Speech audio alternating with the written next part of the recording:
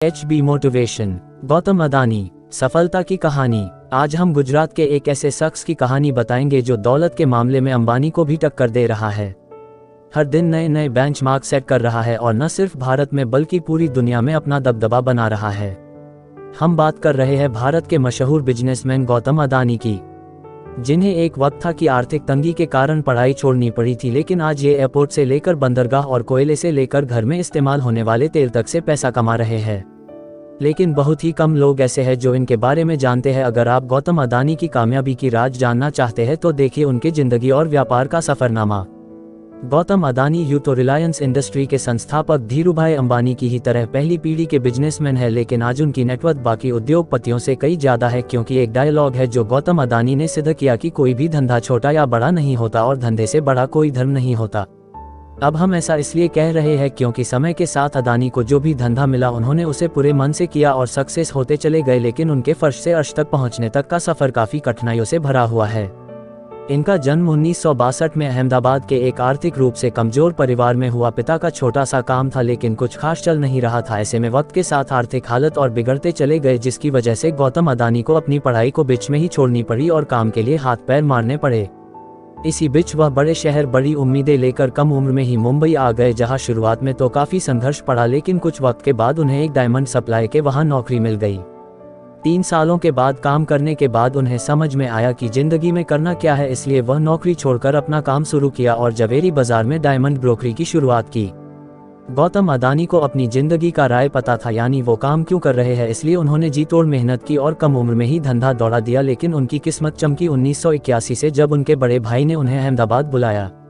दरअसल भाई ने सामानों को लपेटने वाला प्लास्टिक की एक कंपनी खरीदी, मगर वो चल नहीं रही थी क्योंकि जो कच्चा माल चाहिए था वो जरूरत के हिसाब से नहीं मिल पा रहा था। बाहर देशों से कच्चे माल को इंपोर्ट करना पड़ रहा था। ऐसे में इसे एक अवसर के तौर पर देखते हुए अदानी ने कांडला पोर्ट पर प्लास्टिक ग्रैन्यूल्स का आयात शुरू किया और 1988 में शुरू की अदानी एक्सपोर्ट, जिसका नाम बदलकर बाद में अदानी इंटरप्राइजेस कर दिया गया। इसमें धातु, एग्रीकल्चर प्रोडक्ट और कपड़े की कमोडिटी ट्रेडिंग होती थी। काम चल पड़ा तो कुछ ही साल में ये कंपनी और अदानी इस बिजनेस से बड़ा नाम बन गया और फिर 1994 में अदानी इंटरप्राइजेस को शेयर बाजार में लिस्ट कर दिया गया।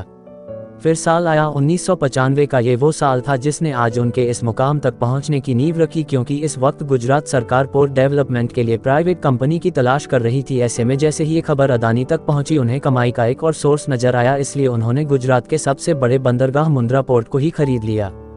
मुंद्रा पोर्ट को खरीदने के बाद 1998 में गौतम अदानी ने अदानी पोर्ट्स और लॉजिस्टिक्स कंपनी की शुरुआत की। वैसे इस बंदरगाह की खासियत के बारे में बताएं तो करीब 8000 हेक्टेयर में फैला ये पोर्ट आज भारत का सबसे बड़ा निजी बंदरगाह है और इस पोर्ट से पूरे भारत के लगभग 1/4 माल की आवाजाही होती है। साथ ही यह जगह स्पेशल इकोनॉमिक जोन के तहत बना है, तो प्रमोटर कंपनी को कोई टैक्स भी नहीं देना पड़ता है। इस जोन में power plant, private rail line और एक प्राइवेट एयरपोर्ट भी है। वैसे यहाँ गौर करने वाली बात है कि आज अदानी समूह देश के प्रमुख इंफ्रास्ट्रक्चर ग्रुप में से एक है। उनकी अदानी पोर्ट देश की सब बड़ी पोर्ट मैनेजमेंट कंपनी है और गुजरात, महाराष्ट्र, गोवा, केरला, आंध्र प्रदेश, तमिलनाडु और ओडिशा जैसे 7 समुद्री राज्यों में इनके 13 डोमेस्टिक पोर्ट्स है। अब जैसे जैसे गुजरता गया अदानी खुद को ग्रो करते चले गए, वो लोगों के रसोइयों में पहुंच गए। फॉर्च्यून के द्वारा, वही फॉर्च्यून जिसका रिफाइन ऑयल आज हर घर में सुबह शाम दिन रात इस्तेमाल होता है। जनवरी 1999 में अदानी ग्रुप ने विलमार बिजनेस ग्रुप के साथ हाथ मिलाकर खाने के तेल के बिजनेस में कदम रखा था। वैसे फॉर्च्यून तेल के अलावा अदानी ग्रुप आटा, चावल, दाल, चीनी जैसे दर्जनों जैसे हिस्सा से जुड़ा हुआ है, जिनके रख रखाव के लिए 2005 में अदानी ग्रुप ने फूड कॉर्पोरेशन ऑफ इंडिया के साथ मिलकर अलग अलग राज्यों में बड़े बड़े सायलोस बनाए। सायलोस वो चीज होती है जिसमें बड़े पैमाने पर अनाज को रखा जाता है। सायलोस के कनेक्टिविटी के लिए अदानी ग्रुप ने नीचे रेल लाइन भी बनाई ताकि अनाज को लाने और ले जाने में आसानी हो। अब गौतम अदानी को काले कोयले में भी पैसा दिखा। उन्होंने डोमेस्टिक इलेक्ट्रिसिटी का जनरेशन किया, बड़े बड़े राज्यों को बिजली सप्लाई करनी शुरू की, लेकिन इतने बड़े पावर प्लांट को चलाने के लिए जरूरत से ज्यादा कोयला चाहिए था, इसलिए दिमाग चलाया और इसलिए ऑस्ट्रेलिया के एक कोल माइन को खरीद डाला। फॉर्च्यून इंडिया मैगजीन के मुताबिक 2010 में अदानी ने लिंक एनर्जी से 12,147 करोड़ में कोयला खदान खरीदी थी। इस खदान में 7.8 बिलियन टन के खनिज भंडार है, जो हर साल 60 मिलियन टन हर साल कोयला पैदा कर सकती है। इसी तरह इंफ्रास्ट्रक्चर की कमी से इंडोनेशिया में मौजूद तेल, गैस और कोयला के लिए अदानी ग्रुप ने साउथ सुमात्रा से कोयला ढुलाई के लिए $1.5 अरब निवेश करने की घोषणा की। उस समय इंडोनेशिया इन्वेस्टमेंट अथॉरिटी ने बताया था कि अदानी ग्रुप 5 करोड़ टन की क्षमता वाले एक कोल हैंडलिंग पोर्ट का निर्माण करेगा और साउथ सुमित्रा आइलैंड की खदानों से कोयला निकालने के लिए 250 किलोमीटर रेल लाइन बिछाएगा। इसी तरह अदानी अपना कारोबार फैलाते गए और पैसा अकाउंट में आता चला गया। जिस अदानी साम्राज्य का कारोबार 2002 में 76.5 करोड़ डॉलर था, वो 2014 तक आते आते 10 अरब डॉलर हो गया। साथ ही वक्त की जरूरत को देखते हुए अदानी ग्रुप ने नेचुरल गैस के क्षेत्र में भी बिजनेस को बढ़ाया और 2017 में सोलर पीवी पैनल बनाना शुरू किए। उधर बंदरगाह और निजी रेल लाइन के बाद अदानी ने एयरपोर्ट्स की तरफ उड़ान भरी और 2019 में अहमदाबाद, लखनऊ, मंगलौर, जयपुर, गुवाहाटी और त्रिवेंद्रपुरम जैसे 6 हवाई अड्डों के मॉडर्नाइजेशन और ऑपरेशन की जिम्मेदारी उठा ली। अब अगले 50 सालों तक अदानी ग्रुप इन सभी एयरपोर्ट का ऑपरेशन, मैनेजमेंट और डेवलपमेंट संभालेगा। वहीं मुंबई इंटरनेशनल एयरपोर्ट लिमिटेड में भी अदानी ग्रुप के पास 74% की हिस्सेदारी है और ये बताने की जरूरत नहीं है कि भारत में मुंबई एयरपोर्ट दिल्ली के बाद देश का सबसे बड़ा एयरपोर्ट है।